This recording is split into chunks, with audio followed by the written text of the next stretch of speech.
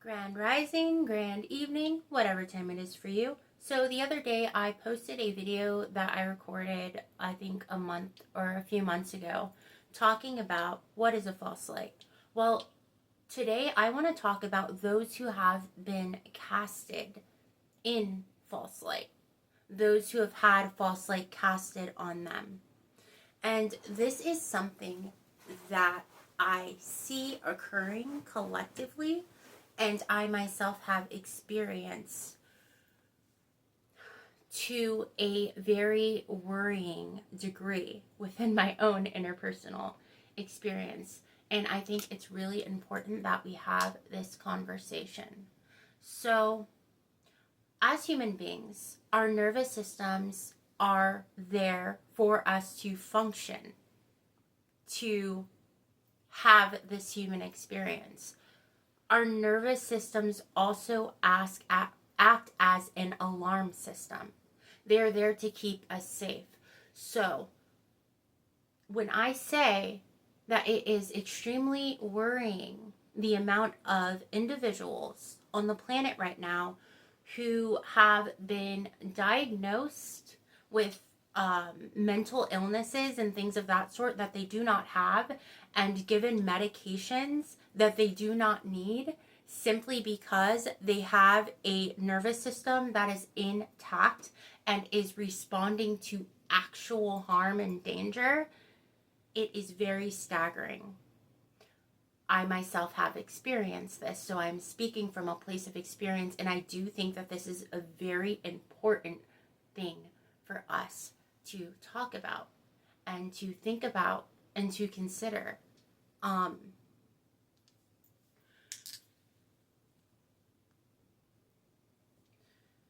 think that when it comes to us as a collective humanity, when it comes to those in the field of therapy, psychology, and when it comes to us just as individual humans having this human experience, I feel like it is very, very important that when we are treating someone for symptoms that they are having, for behaviors that they are exhibiting, that we assess and investigate and take in what environment that individual is in while they are displaying those symptoms and those behaviors. Because a working nervous system in an abusive environment, in an environment where they are unsafe, in an environment where they are in actual danger, is going to produce very similar behaviors and symptoms as someone who might be experiencing a mental illness. The difference being is that the dysregulation that is being experienced by that person is environmentally based. And the symptoms and behaviors that are being observed are the expression of an intact and active nervous system and body and a mind that is trying to maintain itself, maintain safety.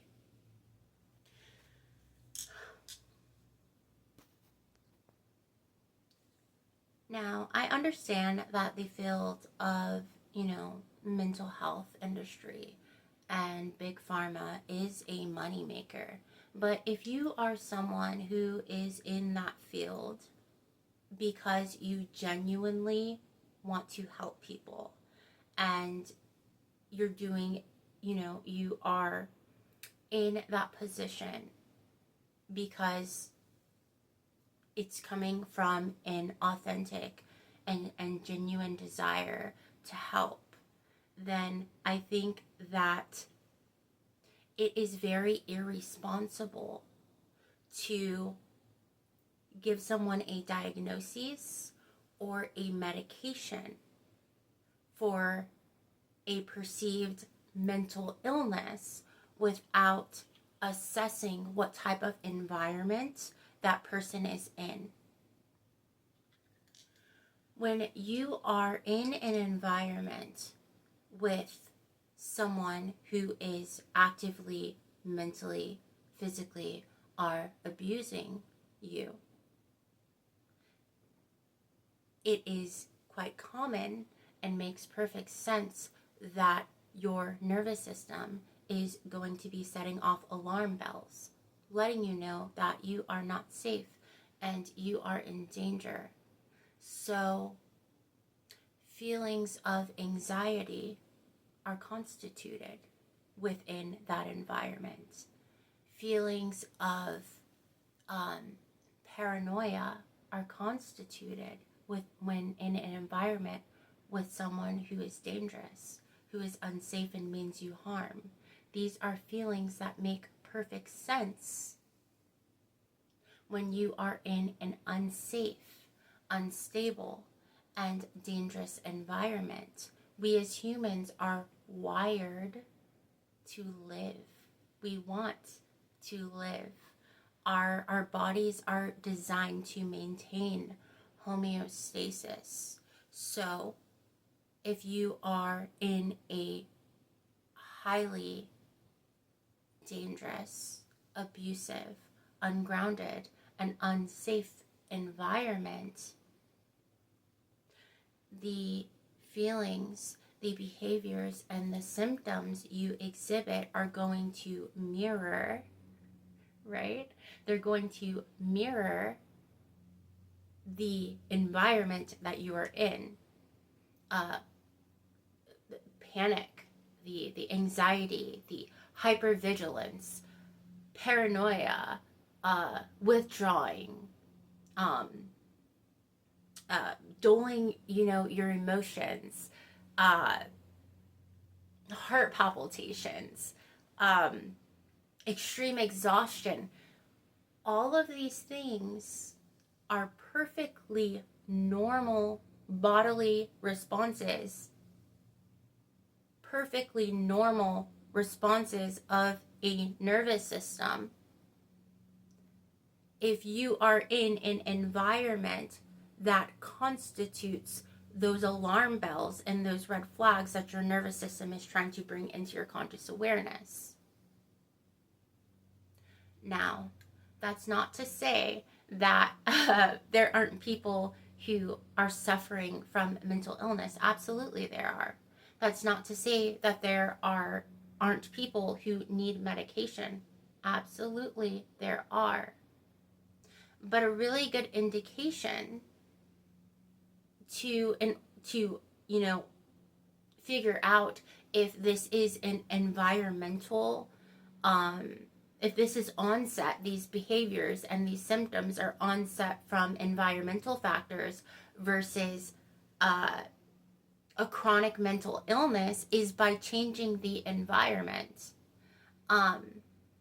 If someone is in an environment where they are being actively abused and harmed, where they are being gaslit, where they are being, talked down upon and physically, mentally, or emotionally abused, and that's something that's happening, constantly, and then that person starts, attempting to self-medicate or,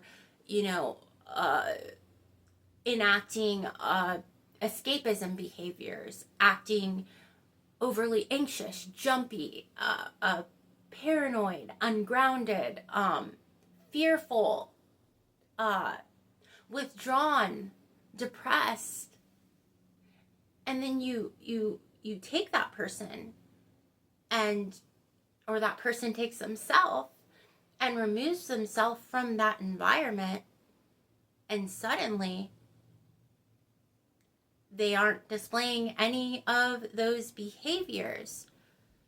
That is a really strong indication that that individual was not displaying symptoms or behaviors that align with a chronic mental illness, but that individual was displaying symptoms of having an intact and working nervous system that was trying to keep them safe while they were in an extremely unsafe environment. That is a very big difference. If someone is removed from a dangerous and unsafe situation, experience, and environment, and suddenly all of these behaviors, these symptoms dissipate, then it's not a matter of mental health, it is a matter of safety.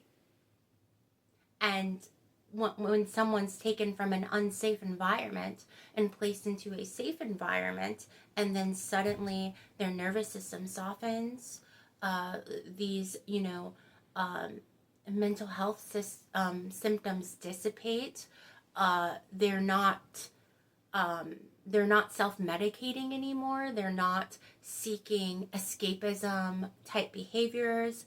They aren't harming themselves. They aren't withdrawing. They have more energy. They seem balanced. They seem tempered. I think that that's a really big indication that what that person was experiencing was environmental, situational, not some chronic, disorder.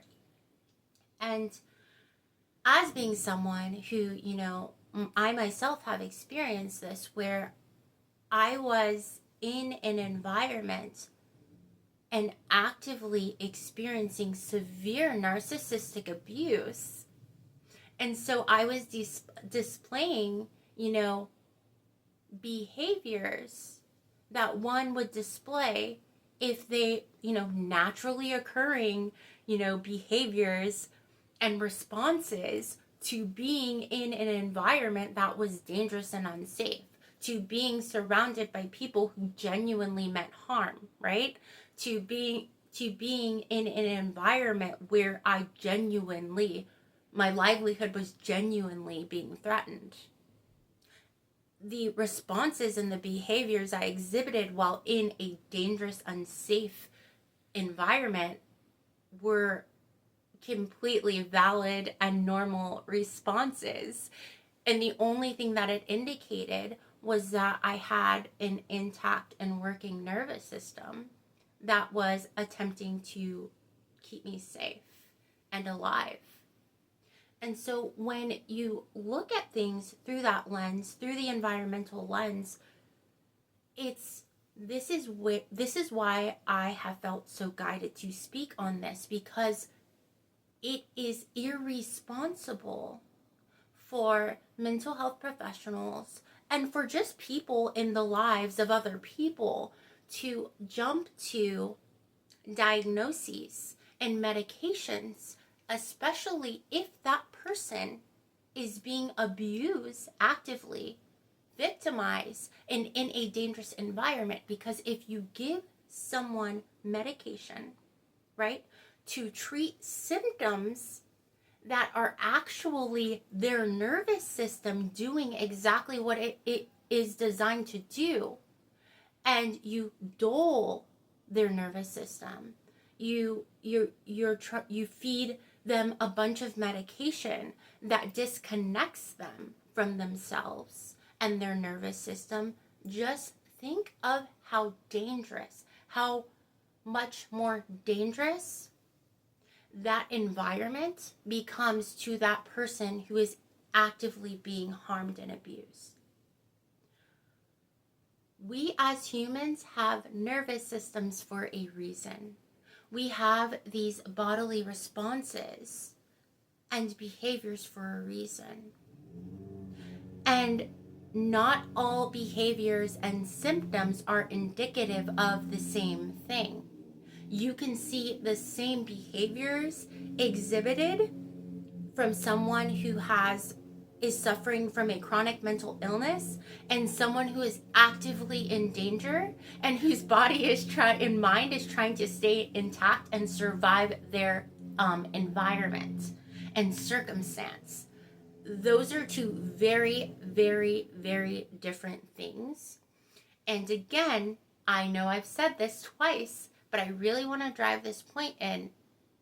It is extremely extremely,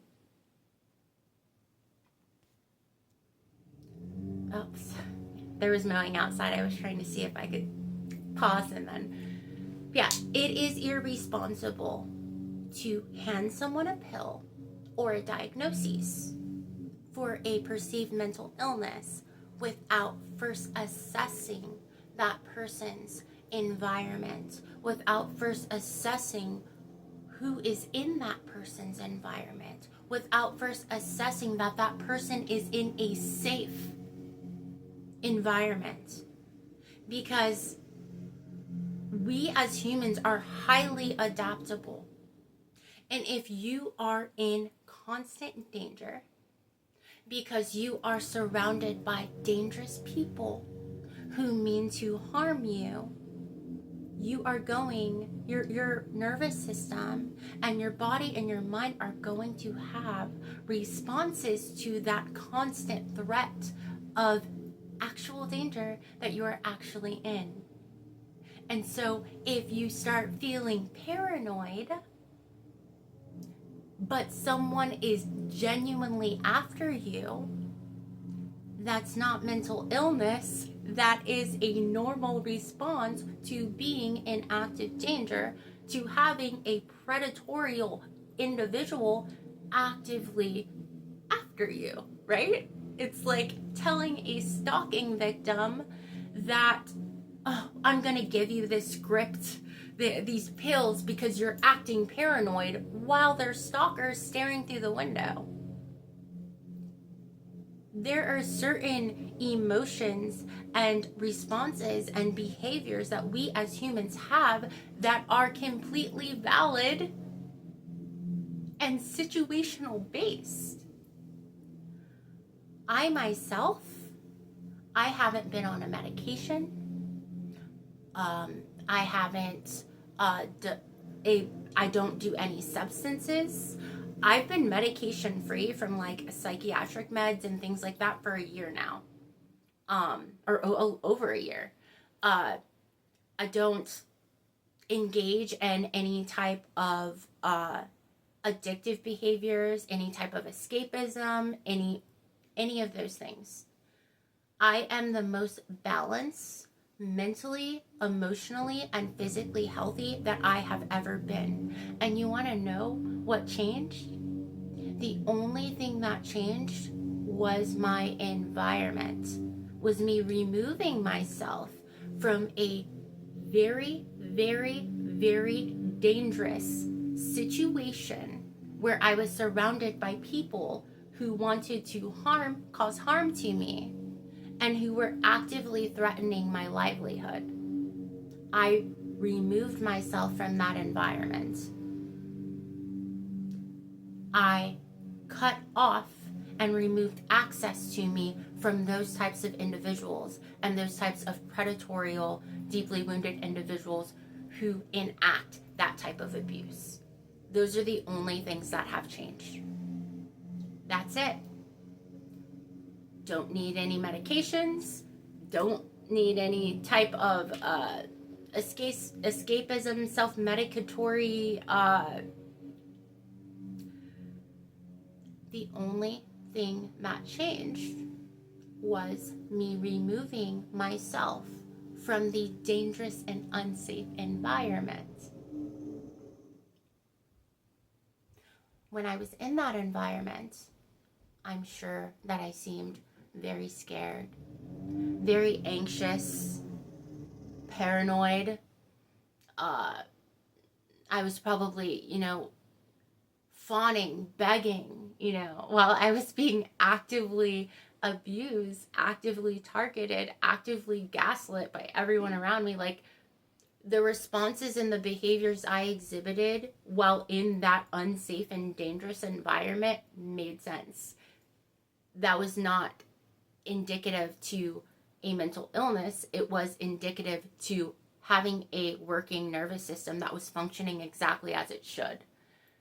And the reason I bring up it being irresponsible to just jump to a diagnosis or throw someone medication is because it put me in more danger And I experienced more harm and abuse because I was on medication that I did not need.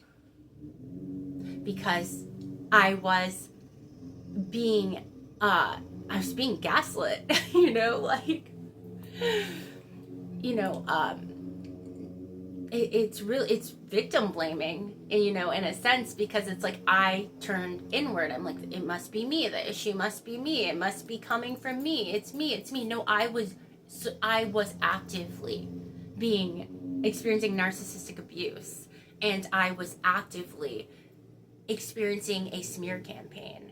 And I actively had people who were trying to destroy my livelihood and my sense of self. So the behaviors and these symptoms that I was having made sense, given the environment and the circumstances, right?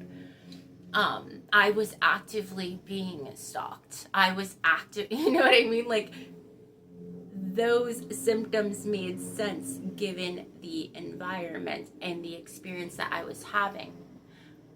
But being given medications that I didn't need exasperated a lot of those symptoms. And it also dulled other parts of my nervous system, other natural processes that I have, in order to recognize danger and keep myself safe.